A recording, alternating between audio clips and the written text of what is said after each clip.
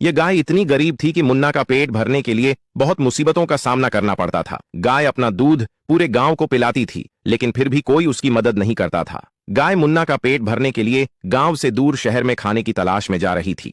तभी उसने देखा कि एक आदमी आने वाले दिनों में रेस प्रतियोगिता का ऐलान कर रहा है और रेस जीतने वाले को 1 लाख रुपए का नकद इनाम रखा गया था। गाय ने सोचा, मैं तो रेस नहीं जीत सकती, लेकिन मुन्ना को रेस की तैयारी करवा सकती हूँ। गाय अपनी गरीबी दूर करने का यह अवसर हाथ से नहीं जाने दे सकती थी, इसलिए उसने शरीर और ताकत दोनों बढ़ाने का सबसे महंगा ड्रिंक लाकर दिया। उसके बाद वह दिन रात एक करके गार्डन में जाकर दौड़ लगाने लगा। कुछ दिन बाद मुन्ना पहलवान बन जाता है और रेस के लिए निकल जाता है। उसी रेस में एक रेड बुल था जो मुन्ना का बहुत मजाक उड़ा रहा था। रेस शुरू हो जाती है और कोई भी किसी से कम नहीं था, सब बराबरी में दौड़ रहे थे और मुन्ना धीरे धीरे अपनी स्पीड को बढ़ाता है और वह सबसे आगे हो जाता है।